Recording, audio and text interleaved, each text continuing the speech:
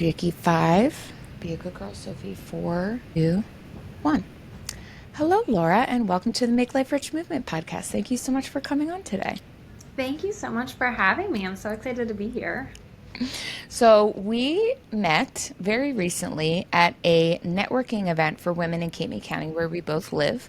And it was just like the most perfect day. It was such a great meetup. And I was instantly obsessed with Laura's focus and just everything that she has been building her business around, which is teaching women how to nourish their cycle and their flow and create ecosystem for yourself that is allowing you to have a lot less stress, a lot less anger, PMS.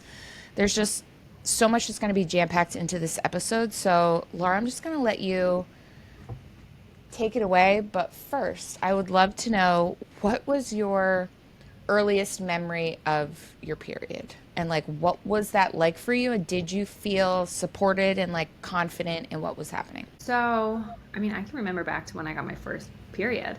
Really awesome. Love Yes, that. I was in sixth grade. Oh, wow. Yeah.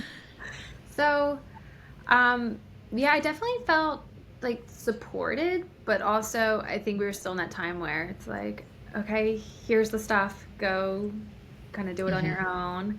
So I guess Hmm. back then I felt a little supported because that's all it really was, and you just kind of figure it out as you go. And Hmm. that dialect, that line of communication, I feel like wasn't very open back then, and it wasn't anybody's fault. It was just taboo to talk about, I think, for the generations before us. Hmm. So talking about it when I was younger was still kind of tabooish, but Yeah. becoming a little more open maybe. So I also had an older sister, which was helpful, Oh, very. and I had that kind of support to talk to. Yeah. So it wasn't that bad. I just remember being embarrassed and I couldn't go into the pool, at swim parties when I was Yes. younger because I was wearing pads and not tampons yet, and that kind of awkward Yes. phase. And then finding people who were also wearing pads and like, we can't go in the pool, so let's just hang out together type thing. Yeah. Oh my God. Take me Yeah. back. The wind is open my door. I'm sorry. That's what I'm Um, fiddling with right now. it's okay. So it I just remember being in sixth grade and getting it and not really sure knowing what to do with a tampon. So I was like, all right, well, I guess pads it is. Yeah. Yeah. And it wasn't that bad, I feel like, until I got to high school when I would be at the nurse's office just laying in the bed in there with a heating pad and just nauseous Hmm. cramps and just wanted to curl up in a little ball and go to sleep.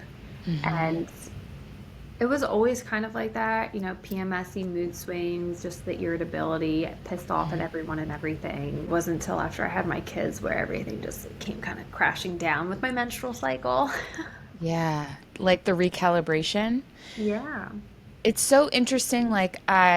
In preparing for our conversation, I asked a few friends, and like, do you remember like what life surrounding your period was like when you were small, like when it first happened? I'm 39, so like my age group was kind of the one where like even in high school you were shoving your tampon like up your sleeve or like shoving it in your Yeah. pants and hiding it because you were so nervous and scared.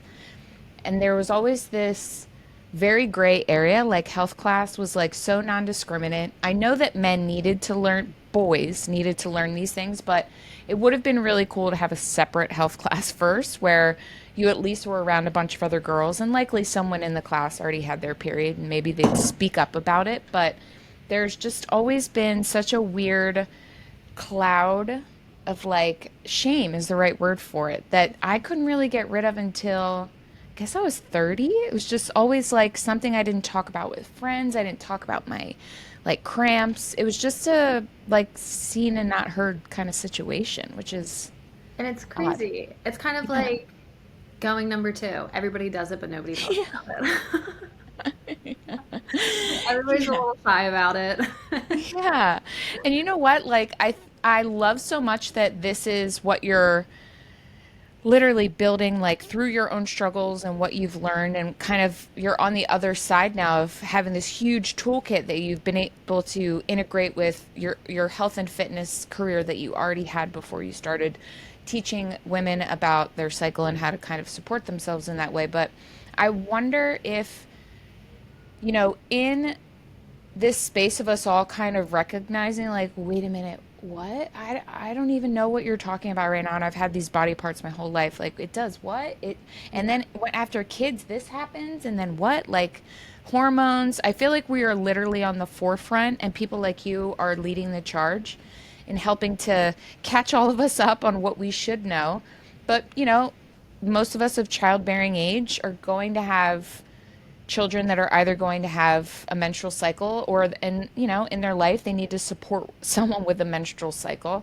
Mhm. And I do see there's a big change coming for the youngins. They're definitely like, they don't care about periods. They don't think they're gross. They think they're a part of the body Yeah. like we should. But I wonder for you, in taking on this journey of like figuring out this path for yourself and how to help yourself with the symptoms and getting familiar with your cycle, was there ever really a moment where you were kind of like shocked at how little you could find for yourself at the time when you were looking for these answers to like try to figure out some type of solution for yourself? Yeah. So I, first of all, it was like after having my son, I just didn't feel normal for 2 years. And I was like, I'm going to give my body 2 years to get back, like to regulate itself. And Hmm. then I'll see what happens after that point.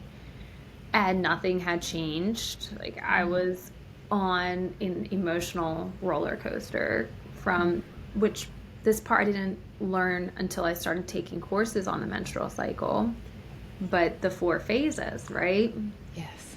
So working up after I finished bleeding, you're in the follicular phase going up to ovulation, and I was happy, like on cloud nine, and loved everybody, like hugging my family, crying, like, I love you all so much. You're my best friends.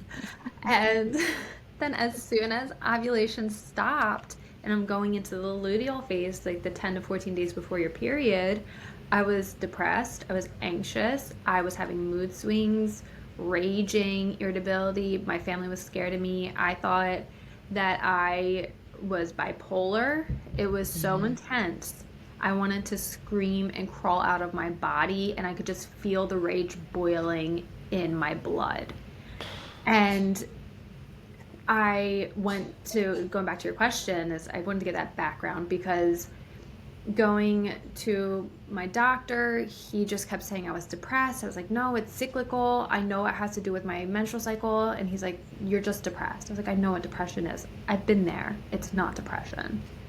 And so finally, I was talking to a midwife, and they're like, oh, it's premenstrual dysphoric disorder, birth control, or antidepressant. So, not knowing anything, I was like, all right, well, birth control, because I don't need the antidepressant. And I got the IUD, and that ended up coming out of me in the first month. And I was in the ER. And I was like, yes, it came out, it dislodged. Oh my And God. so at that point, I was like, well, I hadn't been on birth control in like 8 years because I don't like birth control. Yeah. And I was like, I was not meant to be on birth control again. Yeah. And this was my sign. And then I was back at square one with nobody to help me. Yeah. And I just started researching. And I was like, something clicked in my brain. I'm like, food is just so powerful and underutilized, and we're not taught about it. But if it can help reverse all of these other not non life threatening conditions, then why can't it help me with my hormones? As simple as that. I just remember sitting literally at my desk right now. I was like, I went into my husband's office. I was like, it has to be food. It has to be food. And I went down a rabbit hole. ADHD, hyperfocus kicked in to full gear. And sure enough, it's a thing. And your food can help regulate and balance out your hormones. It's just unbelievable that, and I don't necessarily think that the providers, the doctors and midwives and everything are necessarily educated on all of this. Mm-mm. I think that I know doctors have one class, one semester with a nutrition course, and that's it. Mm-hmm. And they are more so to treat disease after the fact, not preventative.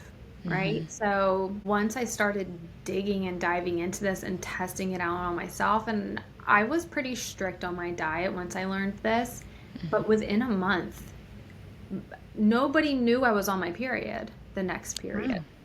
I was happy all month long. But like a healthy level, not crying, not like I love, yeah. Yeah. Yeah, you're like balanced.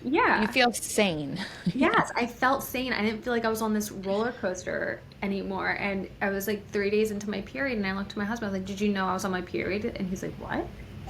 It's like, "No."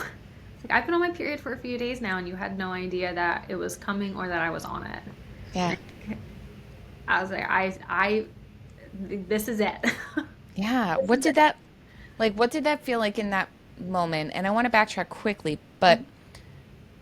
for people that, if you're one of the rare few that don't have crazy PMS systems and you aren't having painful cycles and no energy, just feeling totally just like not yourself, your brain doesn't work properly, consider yourself very blessed because the majority of women and even young girls are going through absolutely debilitating, life altering symptoms that they have to go through their normal day with a smile on their face and not complain about the pain or I feel sick or oops, I'm dizzy or wow, I should sit down. Like I Yeah. didn't eat enough today. And I love so much that we're in a time now where one, your family could tell that something was not right and they knew that it was physical. They knew it wasn't you. They knew that Right. like something like, oh, mommy's like not well right now. Like we got to figure out how to help mommy feel better.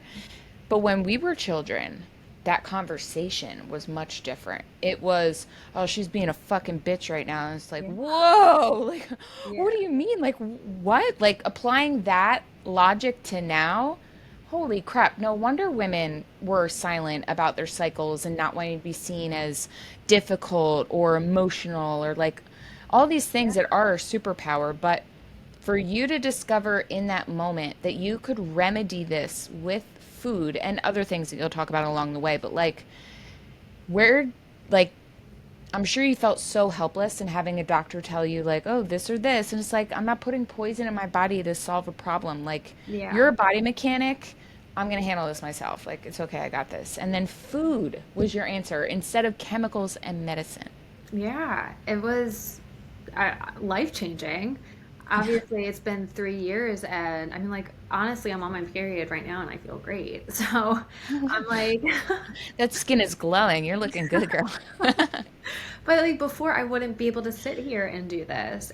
Yeah. And the couple of days leading up, I'd be stuck in bed, barely able to work, barely to take care of my kids, just emotionally, physically, mentally exhausted and drained. And I I need to fix this. The thumbs up. You do it for me too. Do anything. And I did a heart earlier on accident and it bursted out. I didn't even know that was a thing. I Yeah. love it. If you're just watching this, you can also watch on YouTube and see the video. There's like weird little No, I emojis can do happening. it. There you go. Also scary that they can see that you're making that shape like I that. know. I know. All right, Okay. sorry, I digress. So, oh crap. What were we saying? Oh yeah, I would be like stuck in bed, not being able to take care of my kids, and now, like the week before last weekend, so a few days leading up to my period, I did a running challenge, which normally I don't really push myself during my luteal phase. It's more of a time for rest, but you can't plan everything, right? You can't make it exactly aligned to your cycle, but I did a 12-hour relay running race and ran the most miles I ever did. I would never be able to do that and Yeah, have fun and push myself yeah. because I would be suffering from premenstrual cramps, the anxiety, like depression, all of that. And now I'm like able to live my life happily every month, all month long. It's just It's wild. It is, if you have someone that truly has like, wow, you're like, oh my God, girl, I'm sorry. Like you really go through it the way that it sounds like you did. It's almost like one of those things like we don't allow women to like leave work or girls to not go to school because they have cramps because there's no measurable way to really decipher like, well, what's really going on. And it feels really similar to like not giving people enough time at work for like bereavement after like grieving. It's like everyone just expects you to just behave a certain way. And it's like we are animals. Our Mhm. hormones are our entire personality. Yeah. And your hormones are made in the gut, which feeds off of the food that you eat. So, in making that connection for yourself, what were those first weeks like when you realized, like, I'm freaking onto something here? I'm going to start peppering in, like, I'm going to, trial and error. Like, what were those early stages like if you trying to just keep upping the ante of feeling better? Yeah, I was like, holy shit. I was right. I Yeah. was like, I don't understand why this isn't taught. So I started the first month I was syncing my cycles, not my cycles, Mhm. syncing my workouts with my cycle and my food. I did both at once because I've been working out for 10 years. I Mhm. just wanted to try that. So, um, with the four phases, you have your menstrual cycle. After you're done bleeding, you go into the follicular, which is about 7 days long.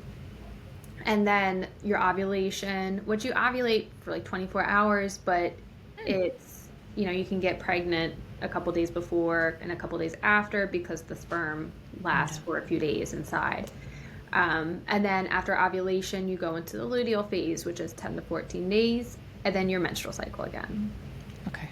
So during your follicular and your ovulatory phases, your estrogen is rising again. So that's like those 2 weeks where you feel really good and energized and you're ready to socialize, go out and do stuff, and you're like, I'm gonna have a Start productive time. businesses. You're like, "Ah, Yes, I'm ready." exactly. You're gung ho about everything. Life is Yeah. great. So your estrogen's rising, your energy is rising, and that's the time where you can really start pushing your workouts because you have that energy. It's easier for your Mm. body to access the carbs for energy. And this is also the time where women do really well on their diets if they're trying to diet because your metabolism is slower and Mhm. you don't need as much food. So you're Mhm. focusing on lighter foods. But then once you are done ovulating and you're going into that luteal phase, maybe the first half, like the first few days, you still have energy from ovulation. Great, take advantage of that. But then this is where women tend to, um, for lack of better words, shit the bricks on their diet. And it comes Mhm. crashing down and they're eating out the whole house. That's Mhm. why, a lot of women are like, I did great for a couple of weeks and then I just couldn't stop eating. And it's because your body is naturally preparing for pregnancy in case you are from ovulating. Fuck. And your estrogen's starting to drop, your Yeah. progesterone is starting to rise to create an environment, a thicker lining in your uterus for a baby. Mhm. And your metabolism is picking up because it's trying to make sure you get enough nutrients and baby gets enough nutrients. And so it's crazy. Our body's naturally doing this. So focusing on slower burning carbs and things like magnesium, vitamin B, iron, stuff like that to get ready for your menstrual cycle too are really important. But the slower burning carbs will help you feel fuller for longer, like sweet potatoes, things like that.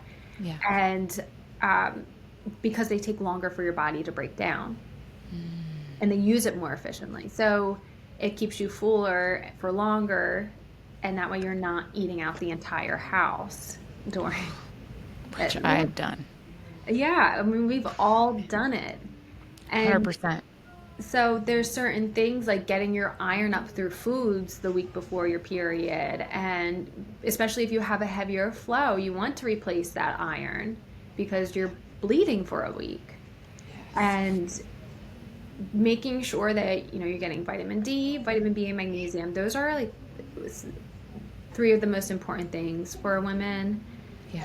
and their menstrual cycle. Vitamin D helps you regulate your menstrual cycle for irregular Mm. periods, helps with ovulation and And ovarian most of us are function. deficient in vitamin D, right? Exactly. Yes, most women are deficient in vitamin D. Most women are deficient in magnesium as well. And that's going to help you with your cramps and breast pain, everything like that. Yeah. Vitamin D, energy, or vitamin B, sorry, energy and menstrual regulation. And all the foods that you eat during each phase are also helping to detox your liver. So, I mean, fruits, veggies, proteins, everything is detoxing your liver because all majority of your PMS issues are due to high estrogen levels. And high estrogen gets backed up in your liver. So if your Yeah. liver's a little sluggish, it's backing up in your liver and then it's recycling into your bloodstream, causing higher levels of estrogen in your body. And it's creating that vicious cycle. No pun intended with the cycle, but like it's Yeah. literally creating a vicious cycle in your body. And Yeah. so eating along with it helps your body detox, helps get any extra estrogen out, helps set up your progesterone levels for later in your cycle. And that's how it's like helping balancing out your hormones with your diet. And I like to tell people estrogen is like your bitchy attitude, right? And progesterone is your calming hormone. So they work together like a ratio, and when one is off, the other is going to be off. So you can have low progesterone, and then that makes high estrogen. Or you could have a healthy level of progesterone and high estrogen, and vice versa. So it really is important to have that equal balance between the estrogen and progesterone in your body. I think it's wild to me that what you exactly just stated, which is the entirety of a period, which is the 30, 29 to 30-day cycle, was taught to us in school to be 3 to 6 days, and that's it.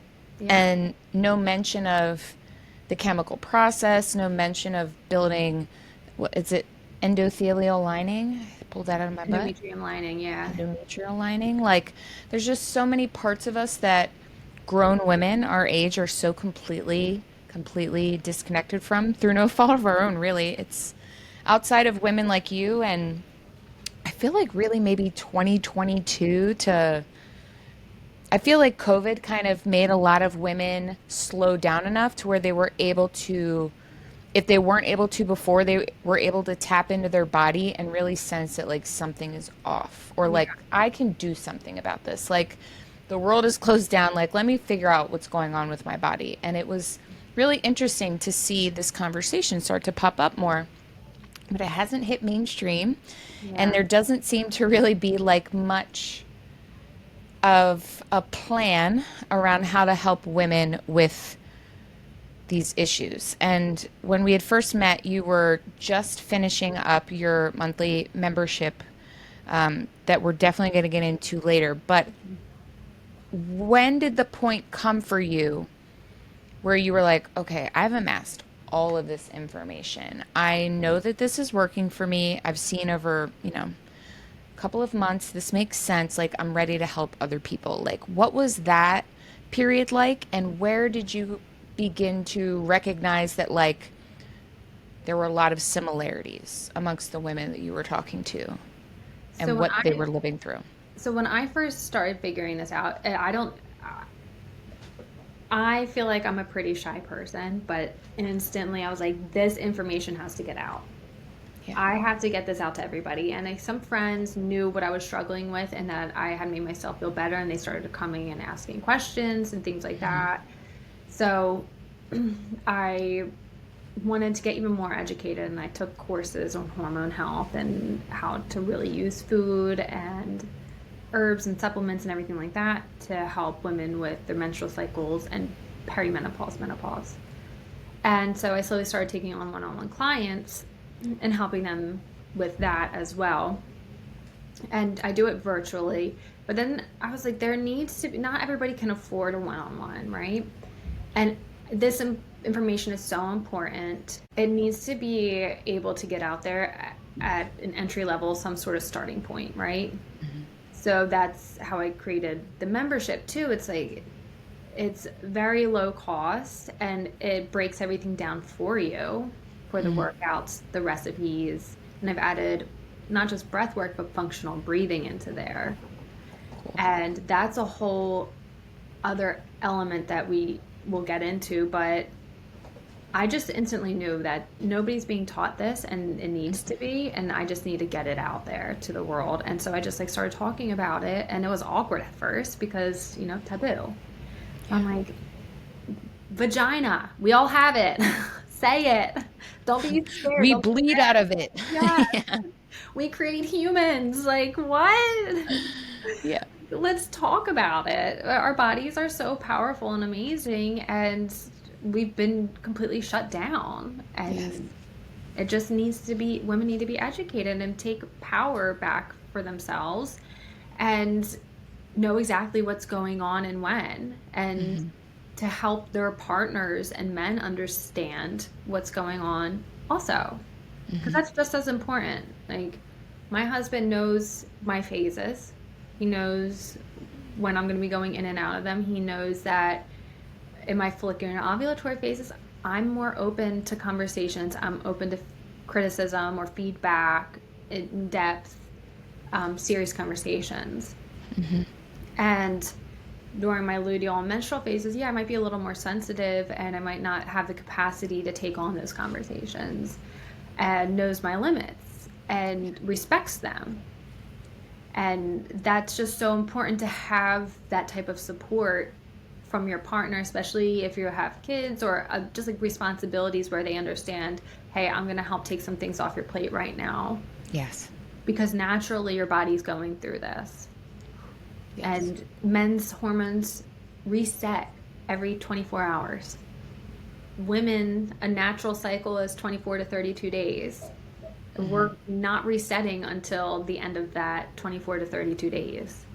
32. Holy moly. Oh yeah, a regular menstrual cycle is 24 to 32 days. Very little percentage have 28-day cycle. 28, Wow. 28 days. It's a very low percentage of women that have that actual cycle. Wow. So that All right right. there is bullshit. Okay, so let's start with tracking your cycle. I feel like a lot of women don't really entertain this idea until they want to get pregnant, they want to have a kid, or like they're just trying to see like, well, how easy do we think it'll be to do this? So, where can a woman start when trying to track her cycle for the purpose of being able to implement your teachings and kind of the toolkit that you've put together? Yeah, so if they want to start it on their own, I would just suggest after menstrual, after you stop bleeding, because then, I mean, that's the easiest point, or you can start it when you start bleeding. Hmm. Easiest point to start tracking. And your cycle can last 3 to 7 days. And then you go into the follicular, which is about 7-ish days as well. And you can track, there's two different ways that you can track. It's based on your body temperature or your fluids that you're secreting. So if you're doing with fluids, the fluids coming out of your vagina, your Hmm. discharge, you're going to be dry in the follicular phase. And then you're going to start getting a little more sticky texture coming out, and then it's going to turn more creamy as you near ovulation. Hmm. And then when you're hitting ovulation, you're going to be very wet Hmm. and liquidy. And then when you're most fertile, it's like a stretchy, egg whitey type of consistency. Hmm. And then you're more thick and tacky in the luteal phase. And then you go into your menstrual cycle. So you can do it that way, or you can do the basal body temperature. So getting a basal body thermometer off of Amazon, you can do it. They track to the um, closest to the 100ths of a degree, Oh, wow. Okay. because it's just tiny little changes that happen in your temperature with your body. So before ovulation, you can be around 97 to 97.7 degrees Fahrenheit, or 36.1, 36.5 degrees Celsius. And then after ovulation, like a day or two after, your body temperature rises to 97.8. That's why you need the thermometer, because it only rises a little Mm. bit. Jeez. So, and then 97.8 degrees Fahrenheit, Hmm. 36.5 Celsius, or higher. Wow. So like sometimes I know I'm nearing ovulation and I'll get like a little, or not ovulation, my period, I'm getting like a little bit warm, and I'll check. I'll be like Mm. 98.9 or 99, something like that. I'm not sick. I just know I'm coming near my period. Yes. Uh, so your body temperature rises after ovulation because progesterone is a heat production hormone, heat producing Oh, hormone. So your body's warming up because your progesterone is rising. that's why we're getting sweaty for absolutely no reason and Right. sweating in the middle of the night for no reason. Yeah. Our Gosh. progesterone, I keep saying estrogen, our progesterone is rising and it's a producing hormone. Yeah. These, again, these two things you just said, I am child free by choice, so my only purpose is to not have children. So I haven't really looked much into what a great environment for creating one is, but it is shocking to me that you're either relying on drugs and a doctor that's probably a man without any female reproductive body parts that's going to tell you what to do with yourself, or you have to wing it and figure it out yourself. I also want to just very quickly, because you marking the cycle via our viscosity of our secretions is something that I want to say right now for any little girl that is listening to this. There's nothing wrong with you. Yeah. You're not dirty. You don't have anything wrong with you. You don't have an infection. It is your cycle. It is natural. It's required. And you are a clean, healthy, happy girl. Okay? So just let's put that to bed and you don't have to worry about it. Because I remember being up through college, terrified. Like, what, do I have a yeast infection? What's going Yeah. on? Like, no, you don't. It's I just was, part of your body. It happens all the time, every time. I have goosebumps right now because of how yeah. much you saying that healed little me because no one ever said anything. And I don't really think our mothers knew enough to think about it to say anything. And it was very alienating, even leading into sexual activity and like, oh God, like, what am I going to do? You know, like, there's just, it's so I couldn't much clean myself up. I quietness. can't. Yes. And then you think that something, just like you said, like I always thought I had a yeast infection. I didn't know what was happening. Like, is this supposed to be happening? Is this normal? And then it's like in your underwear and you're like trying to wipe it out and you just like you You're don't know what's shocked. You're like, what's going on? Yeah. embarrassed. And you're like, you don't know if it's Yes. happening to anybody else and you're too scared to talk about it. Yes. So much shame. So much shame. And it gives me goosebumps right now, and I'm not going to cry yet, but before we got on, oh man, it kills me. My mom is an older, she had me at 38. She had my sister at 40. She's an older mother, very introverted. Her parents were born in the 20s. So, like, she had no sexual conversations about anything. And she didn't learn anything, and no one told her anything. And, like, I had to learn about sexual health from a girl 2 grades older than me on the school bus because my mom was just, like, so terrified of anything having to do with, like, reproductive health, puberty, shaving your legs, like, the whole nine. And it gave me such shame because it wasn't something I could go and talk to my mom about. And Yeah. it did lead me to have a lot of really unsavory thoughts and feelings about myself when all I was doing was being a natural, healthy human. And I hope you know that your work is not only going to help the women that are on the other end of these symptoms, but you're helping the girls on the front end that aren't getting this information in their 2 week health class that covers puberty, and then they're left to carry shame for years until, oh, now it's time to forget about me. I'm having kids now. Let's worry about the reproductive part of things. It's like, it's such a, it's brutal that this isn't something that's celebrated or at the very least just commonplace knowledge and conversation at this point. Yeah, and just like you said, I had that fear for my daughter of getting information from an older girl or somebody else on the school bus. And, she's on a school bus with fourth to eighth graders. And so when she went into fourth grade, I was like, I don't care if people think this is too young. She's getting education from me. Before she Yes. gets on that school bus and starts hearing stuff from older kids, she's Yes. hearing it and learning it from me. And I taught her everything. It was very uncomfortable for her. But I'm like, you need to know the right way before you hear the wrong information from somebody else. Like 100%. I about think it's also, sexual stuff. Like everything needs to yes. just and it did create a very open dialect between the two of us where she comes to me for everything. And sometimes I'm like, but then I'm like, okay. Yeah. So I'm like, I love that she feels so comfortable Yeah. coming to me because, we didn't have that growing up. No. And the fact that she, man, she gets to experience autonomy over her body because she's putting the thoughts and feelings that are attached to her body parts there herself via you. Yeah.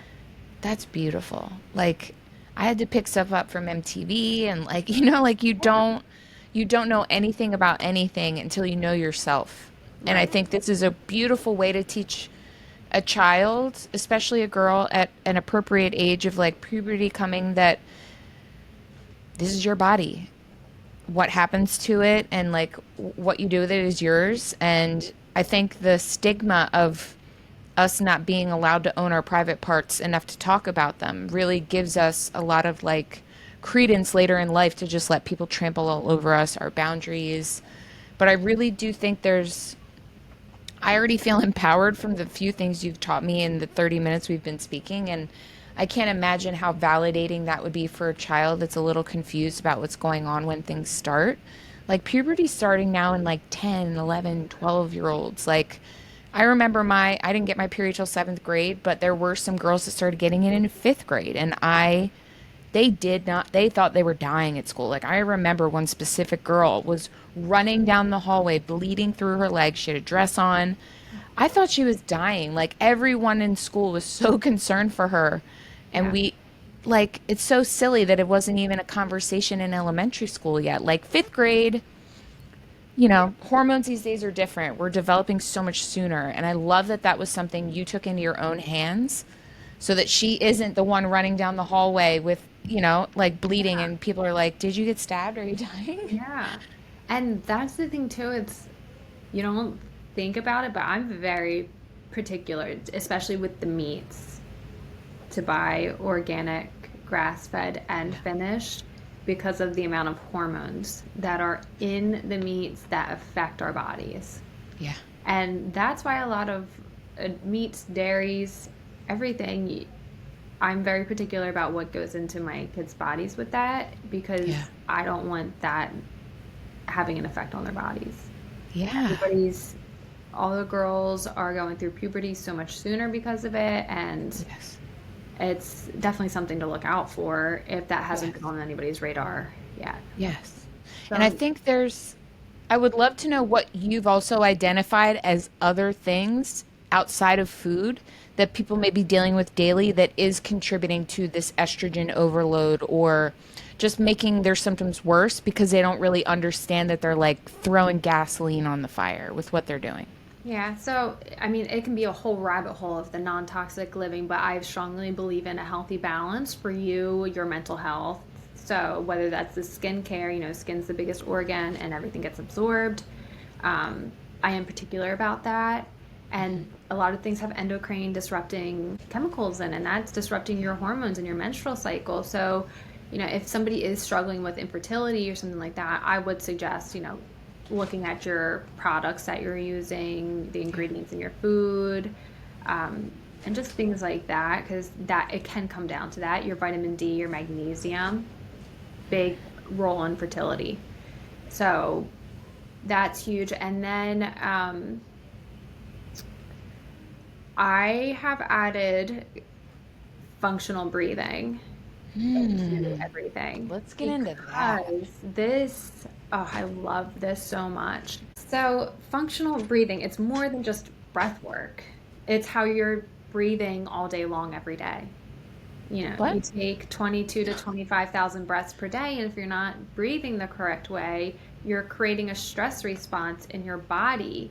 And that's why people's nervous systems too are freaking haywire.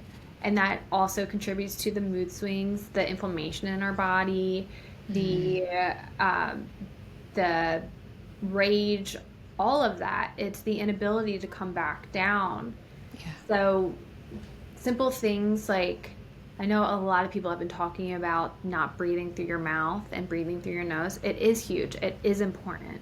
I like the mouth tape. Yes, exactly.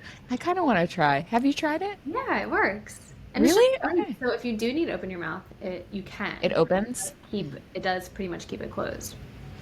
I've been able to train myself to sleep with my mouth closed though. But there's so many health benefits to breathing through your nose where your nose filters the air. It's your first defense for your immune system. And It has nitric oxide that can only be produced by coming through the nose that you don't get with the mouth. And that's so important for your body, for your oxygen getting to your tissues and giving you energy and to function in life. Wow. But then there's the things where, like, are you just taking short, shallow breaths into your chest? That is going to create a stress response. Yeah. Are you breathing, if anybody's watching, like, you want to, I'll pull my shirt up so you can see, versus into your chest, you want to be breathing into your lower rib cage. Your diaphragm is right here. You want to start filling up your lungs from down here and then work your way up, breathing in through your nose, feeling your rib cage expand out to the side and front and back before going into your chest. That's going to give you that long, slow, deep inhale that your body needs, and then exhaling through your nose or your mouth to calm your nervous system. So breathing fast, short, quick breaths, if you need more energy or you don't realize that you're doing that all the time, it's creating a state of arousal in your body and that stress response, heading towards that fight or flight. Exhaling and focusing on an extended exhale soothes your nervous system and gets you towards the parasympathetic nervous system, which is the calming one. Yeah.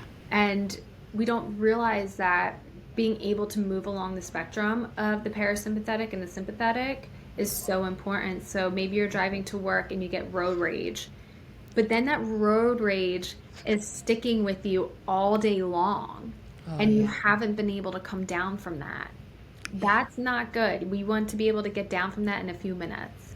And then if you're constantly stacking that stress on you all day long, that's why you're moody and ragey too.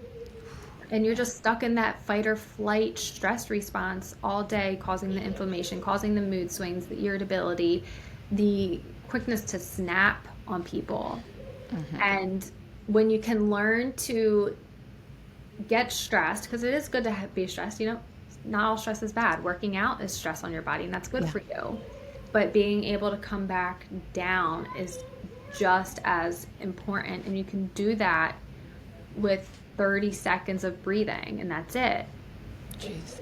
Just focusing on your exhale. There's all different things that you can do, but in the membership, because I don't want to just give breath work, I have some starting videos for you to focus on where you're actually breathing in your body, how you're breathing. And then I want you to focus on when you're getting stressed, what's your environment? What are your thoughts? What are you doing? What are the clothes you're wearing? And if you're wearing tight pants, compression stuff, your diaphragm can't expand as much as it should. How are you sitting? Are you slouched over? Are you hunched over looking at your phone? Because that actually drops your ability by 30% to take an inhale. Like, it decreases. Oh, yeah, the curving. Yeah, you can't expand your lungs as much as if you're sitting straight up. Yeah. And even doing that when you're calm to figure out what's calming you, but then you can find out patterns in your day. Like, is driving stressful for me? Okay, it is. I'm going to maybe do some calming exercises before I get in the car and pay attention to myself while I'm driving and keep myself down regulating as I'm driving and doing things like that. So that I used to be an anxious person and suffer from panic attacks where I've passed out and people have caught me, and I always identified as an anxious person. And what it really is, it's just your breathing pattern had changed and you didn't realize it. So all you really have to do, sorry, someone texted me. All you have to do is disrupt that negative breathing pattern by taking an inhale through your nose and an extended exhale. So extended exhale is breathing out longer than you were breathing in. Yeah. And doing that a few times will help to calm you down. And it's not about necessarily doing the right breathing technique, but disrupting that bad one that caused the anxiety. I love this so much because it's something anybody can do anywhere they are without any kind of tools other than your body, and it's free. So that's lovely. But even in just doing it with you, I have zero anxiety today. I think I had a little too much caffeine, so it's like bubbling, and just that deep breath calmed me down. But it made me realize a lot of what you're teaching is, it feels like it's steeped in body awareness and mindfulness and just being Exactly. able to find like a symbiotic way of existing, balancing with like, I'm up here, let me bring it down. I'm down here, let me bring it up. An important part also is when you're two important parts. When you're chronically stressed and in that stressful fight or flight stage, your body, your adrenal glands are stealing progesterone to keep up with the cortisol demand. No. So that's why when you're so stressed and your period is missing or it's late, it's because it's stealing progesterone. And then when you're in your luteal phase before you get your period, your brain has a sensor for CO2, the air that you breathe out. When progesterone rises, the sensor in your brain becomes more sensitive to the CO2, causing you to breathe faster to get the CO2 out faster because your body's like, hey, we're going to suffocate if you don't get this out. So Yeah. naturally, you start breathing faster, causing the premenstrual anxiety that you get because you're like, gotta get it out, and you don't know. Like, that's what's happening. We've been blaming ourselves this whole time, thinking we're basket cases, and Yeah. it's literal physics in our body. So then, like, being able to disrupt that and slow down your breathing in your luteal phase and recognize what's happening is so powerful. Like, you are, I'm trying to teach you, like, to gain control over your body. Don't, Yeah. not letting your period take control over you. You are controlling it. Jeez Louise. So many I things.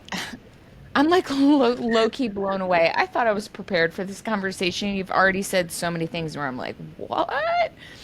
Where, if you could say, if you could tell women one thing about their cycle that you think is something they've literally never heard that would be life changing for them, what would it be? And like, what was it for you? That's crazy question. Okay.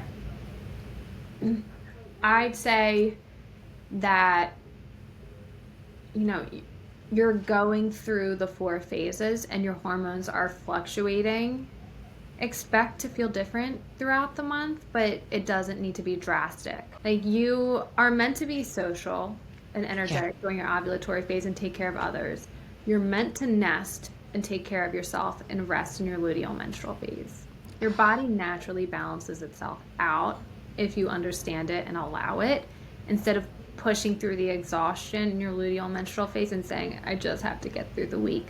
No, Yeah, you you have need to to take care of rest. yourself and listen to your body and rest. So then you can be more productive in the follicular and ovulatory phase.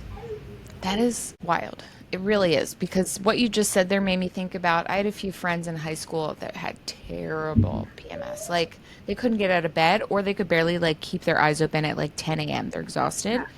And their parents would just slice them to bits. Like, you're Yeah. lazy, you're this, you're that. And now it was literally just the physical function of what was supposed to happen.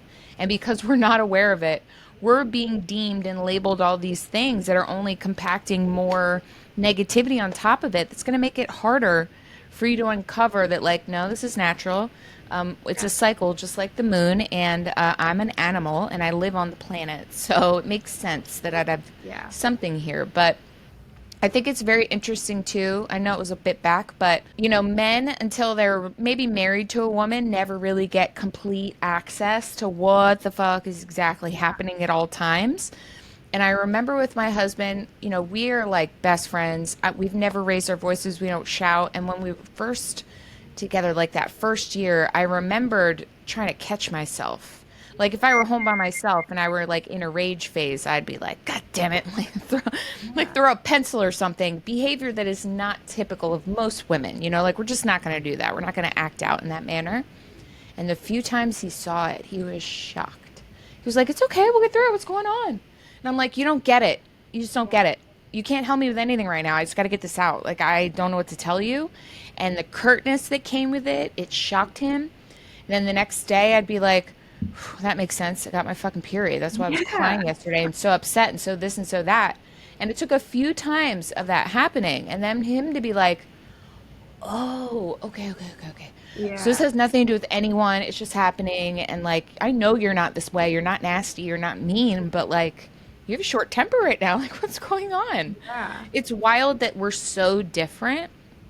And how much could we come together if there was a common understanding of how both of our bodies operated internally, so Hmm. that there is no like blame placing. There is no like, oh, you're being a bitch. You're being lazy. Like, stop complaining about your stomach hurting.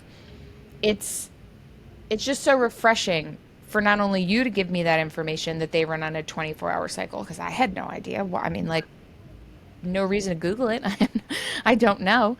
But Yeah. it is really, I think, eye-opening for anybody that's in a relationship that's having a bit of a friction in like this phase of like, as you maybe Yeah. were when things were rough for you, like your husband having to navigate and figure out what's going on. That could have been something he learned in high school and was able to navigate with partners throughout his life and not have it be this big thing that nobody can talk about, sweep it under the carpet. My bad behavior is my personal problem. It's just, Yeah. it's really eye-opening. I'm like kind of flabbergasted with all of this that you're telling me. It's crazy, Yeah. actually. And it's funny to watch him too because he is, with men being so hush hush and not talking about menstrual cycles and things like that, he is the first to tell somebody what I do for work and my business is. And he'll be like, Laura, tell them how fascinating it is. And he has clients, he's in the business with people and stuff like that. And some of the women, they open up a little bit and be like, my wife helps women with their hormones and like shares everything, and he can have conversations with women about hormones. And it's just so surprising to me where he's like, tell me about your business, tell him. What is like his common reaction from men? Are they like, "What do you mean? Like, what is there to learn?" Like, is there like a kind of common reaction? They're like genuinely shocked. They're like, oh, like what, Yeah, really? yeah. They're That's like, what "You should be happened. teaching people to blink." Really? Okay, great. Yeah, Like, they're genuinely shocked. I'm like, yeah, it matters. And women's workouts matter, women's nutrition matters, and it's very different from how men. We're two different, biologically different human animal things. yeah, Of course, all this stuff is different for us. And all the research has been done on men. so All the, stupid. down to the sneakers for running and stuff like that are mainly done on men's feet. Yep, I just learned that too. It pissed me off Yeah. so bad. But there's an Olympian that made a female form shoe for women. So I'll send you that link. Yeah, Because send me once I that. heard that, I was like, I'm not running in men's Yeah. feet. Yeah. They can't run in my shoes. Like, Yeah, I was pissed. exactly. And there's Yeah. just so many little things that we don't think about that have been tested and studied on men. And it's like the women's body. What about us? There's no research, and it works completely different than men. And especially, I'll just even touch on this. I I know it is so important for women to do some sort of workout, some sort of resistance or weight training, Pilates, whatever it is, because as you age, your bone density drops. And women going through perimenopause and menopause, your estrogen is dropping. Estrogen plays a huge role in bone density. So women are at way higher risk than men for osteopenia and osteoporosis, where you get those little air bubble holes in your bones and you become frail and brittle and you break stuff when you fall. Jeez. So it is a huge focus and so important for women to work out and remain strong so that they keep their bones strong and healthy as they age. Because I don't know Yes. about you, but I don't want to be immobile when I age. Like, I want my No. mobility. I want to be strong. I want to be running around and adventuring. I don't want Yes. to be stuck in a chair. Yeah, you want to have energy. You want to feel vital. Yeah. I wonder, so when we were like in high school, do you remember, and maybe this is just me, but for my period, and literally anyone listening right now, don't do this. This is not good, and this is not at all what should have happened. But I had no idea what was going on, and I kept gaining weight, Mm. and I would gain weight, and then my period would come, and I'd gain even more weight, and then I would lose weight, and then I would gain weight, lose weight. With that cycle, if you're aware of what was happening there, if it was something related, could you explain it a little bit? And then can you explain how over time you were able to compound your results because of the changes that you were making, and like how over time it kind of keeps supporting you and making like a deeper impact on what you're doing? Yeah, I mean, a lot of water weight that's happening through that with coming up and bloating Yeah. when you're coming up to your period. And so you find that relief kind of after your period is gone. But that's why a lot of the foods help with the bloating and inflammation and the water weight and everything like that to help keep that down. And especially like there's that part with, I mean, it's just, this is why I love the way that we're, you know, eating with your cycle, because it helps with that. Like I used to have like a brick sitting in my Same. uterus, and it was just this bubble, and now I barely bloat. I barely cramp. I barely, I might wake up in the morning the day I'm getting my period and have a couple of cramps, and then it's gone. Wow. And I used to be bedridden. I used to not fit in my jeans for half the month. Yeah. That's done. And it's just helping get the water weight out and the bloating down just by the foods and the antioxidants and everything that you're eating when you're eating with your cycle. Yeah. And then I was going to say something else about that. Like your head, were you saying that you got, no, it was one of my clients saying that she Oh. had a headache coming in and she knows she's getting her period. So I just brought on a new client, and she gets headaches right before her period. And I know people who get headaches and nausea right before ovulation too. And Yes. both of those times are times where histamine gets released into your body, and it can cause the headaches, the nausea. Oh, shit. Yeah, those types of symptoms when you're ovulating and about to get your period. So yeah, you can take an antihistamine pill, or you can eat some foods that are antihistamine Support it. that way, Yeah. and just avoid some of the histamine releasing or histamine triggering foods around those times. I keep thinking I have a stomach problem to where I'm randomly nauseous slash starving, but couldn't swallow a single thing if I had to or I might throw up. And it is wild that it never occurred to me that it could have been cycle related, because I just, unless there's blood present, I really do check out on like Yeah, what's happening, because I don't really know. Like I don't really, in your cycle now, are you able to like sniff out when like the next phase is coming? Like have you been able to dial it in that much from being where you were to like where are you at now? absolutely, to the point where it's it's funny. It might drive my husband a little crazy.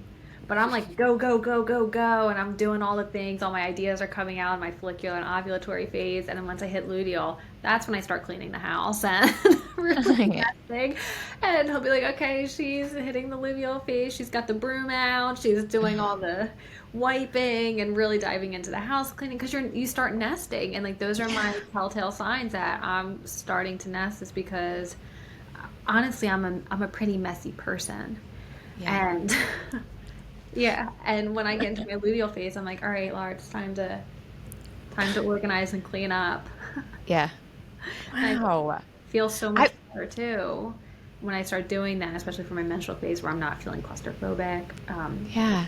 And to quickly mention, I know I mentioned I have ADHD. Coexisting condition of ADHD is PMDD, premenstrual dysphoric disorder, which is what I had. So a lot of people with ADHD have hormone issues. So why is that?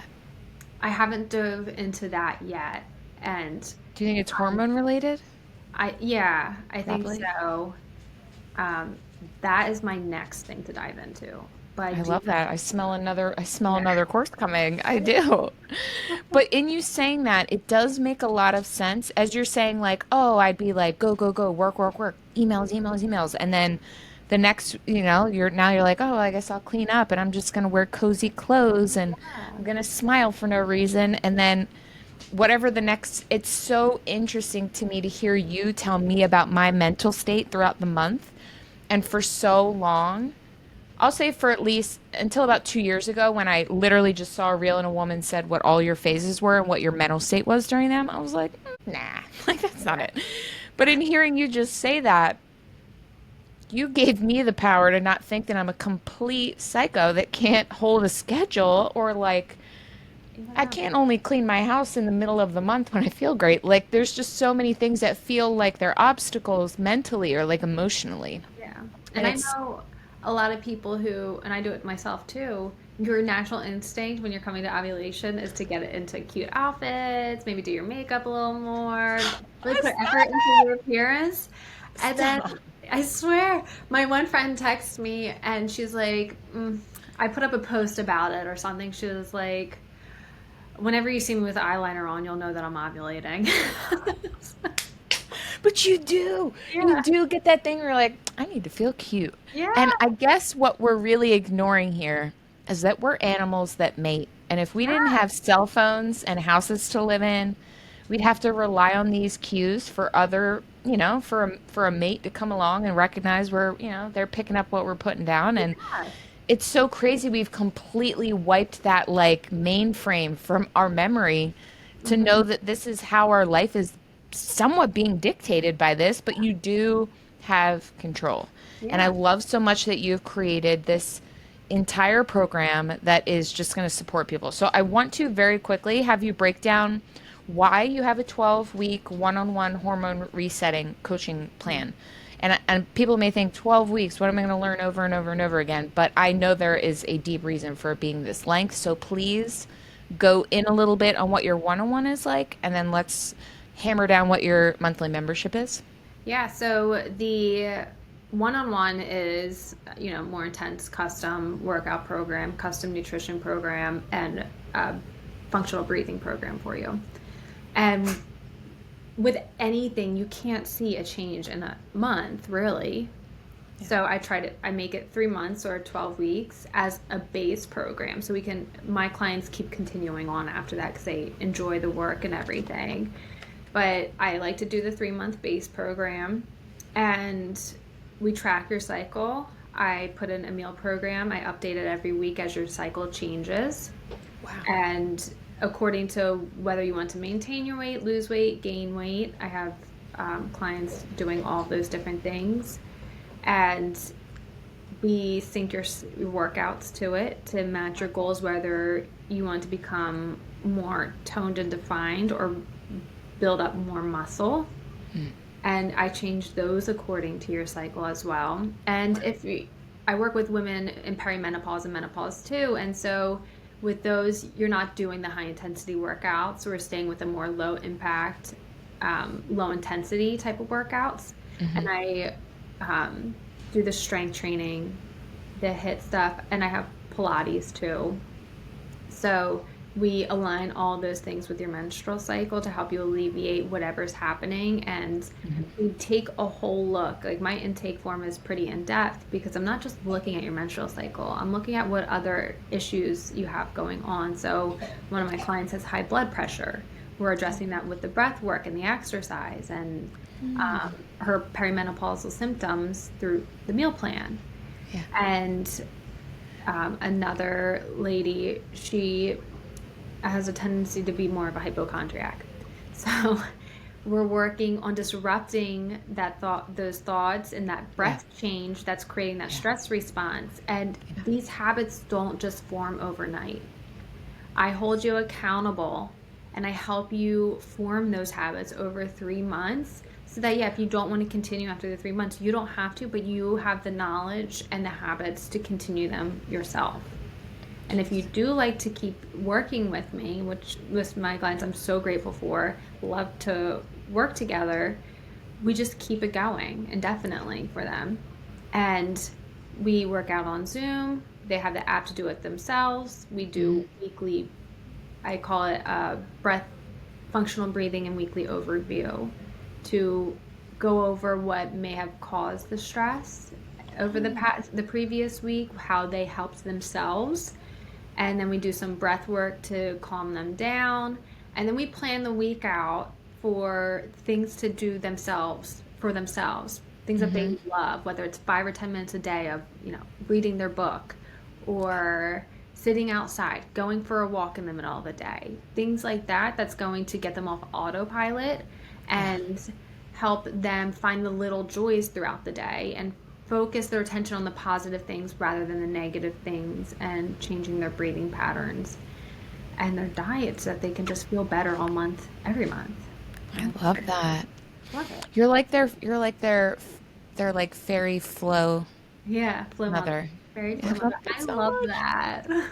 You are. It's truly like, and I'm sure older women probably come to you and they're probably like, Oh my gosh, "What? the I'm perimenopause. 50. What? I've lived my whole life this way?" Yeah, and then the perimenopause changes are very intense too. So, and you feel like you're going crazy way more than you did with your menstrual cycle. So, Jeez. it's, If you, sorry to cut you off. If you were to give someone maybe mid 30s a heads up of how they can prepare for perimenopause, which it starts around like 30, can start around 39, typically around like 45, right? right, right. So what would be something that like as a person that's having a normal, I guess, well, actually, let me ask this. What is our cycle called before perimenopause and menopause? Is it just menstrual cycle? Yeah, it's reproductive years. Oh, duh. Okay. Duh. Yeah, it's all about having a baby. Makes sense. Okay. Yeah. So so for someone that knows that like they're getting a little bit older and it's not around the corner, but they're understanding what you're saying and they're like, "Okay, well what additional things could I be thinking about just to kind of make that time a little less sucky when it does come around?" Is there anything we can do to prepare or like build up? I would just focus on the getting rid of the symptoms that, not getting rid of, but easing and alleviating the Yeah, symptoms that you have alleviating them. now and balancing them out now before you get to that stage, whether that's, Yeah. the nutrition, the functional breathing, I mean, combined, everything.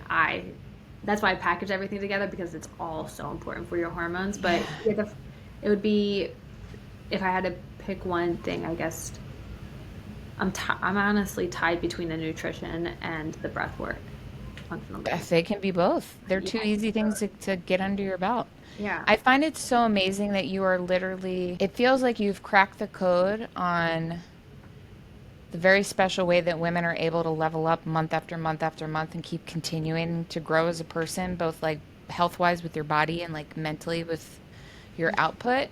Does it feel that way when you hear your clients and see like their successes and like see that they're starting to feel really confident with themselves and oh my God, I identified my luteal phase. Like what does that feel like for you to give them this like future? It feels great. One, I just genuinely love helping people, and Yeah. then seeing their success with it, I'm like just as excited as they are with it. I'm like, oh my God, I'm so proud of you. And even for like my very high stress clients, them saying, I broke the pattern this week of a stressful thought. Or I knew my period was coming, so I took some breaths and I started doing XYZ, things like that. And I'm like, your habits are changing. You're becoming more aware. I mean, the first step is body awareness, right? So you're becoming aware. You became aware. And now you're putting everything into action where you are taking control of your body instead of it just spiraling for you. And that is just a huge success in its own. And it's all baby steps. And, sometimes they fall back a little bit. I'm like, it's part of the process. You're Yeah. not going to be perfect. It's not going to be just like this linear thing. We're going to go up and then we're going to come back down and we're going to go back up. And eventually it's just going to be habits that you're like, oh shit, I never want to go back to feeling how I was before. And I can't believe I actually feel this good and that this was a possibility. And I Jeez. love that. I Do you love, just cry? Just cry all day? like, sometimes I get tested. I'm like, oh my God. Yeah. And During then, the right time in your cycle, you're definitely sobbing when you get yeah. a good email from a client. I have one last question for you, and I ask all of my guests this. Laura, how do you make your life rich? Oh, okay. I love to do just little things that break up my day, which is why I teach it to my clients. Whether that's going outside and just putting all electronics away and playing with the kids in the grass in the yard, coloring with them, going down to the beach and just listening to the waves. I would just like to be outside Yeah. and on my own schedule. Yeah. Especially that. You deserve it, Mom. Big time. And being just present with my kids and watching them grow. That's that's my life right now, and just working in the time from that they're in school so that I can be there in the morning to get them to school and Yeah. then taking them to their after school activities. That's what really makes me happy. You're building such a beautiful life for yourself, and you are, man, I knew that you were helping people before, but this goes so much deeper than PMS symptoms. And I just hope you know the work you're doing is so special and so important. And I'm just thankful that people like you exist because, guys, Google is not your friend, especially nowadays. You really need to find someone you align with, you trust what they're saying, they've walked the talk. And I truly encourage you to look absolutely no further than Laura and Nourish the Flow. There's so many ways to work with her. She's a really cool grocery list that you can get to like get started on just trying to figure out what things you should be purchasing for yourself. But please reach out to her. All of the links will be in the show notes. This is very validating, I'm sure, for a lot of women. And I think that this is the beginning of a really beautiful journey for you. And I'm so excited that we got to talk at the beginning of it. So thank you. Yes, well, thank you for giving me space and time on your platform to get this out to more women. Of course. Yeah. We have to, let's get really freaky in the future with like a super weird episode where you just say all the things. Cause I know there's things. There's got to be things I would love that. where you're So, like, oh, okay, let's talk about period poop. Woo! oh my gosh, that's a whole rabbit hole. And I do have a constipation post on my Instagram too. I saw that and I was like, I want to leave these juicy bits for a future Yeah. episode. No pun intended. But the Lord, thank you so much. Guys, jump on the membership. It literally just launched. Like, what are you at now? Like a week or 2 weeks of it Yeah, being launched? I think it's a week now. It's been a Yeah. week. So, link in the show notes. Go grab it. It is a truly affordable membership that is going to make such an impact on your life. You're going to be around other women that are going through what you're going through. And, you know, this is something that we all deserve to give to ourselves. And I hope that you do. And you do it with Laura and Nourish the Flow. Thank you so much. Thank you.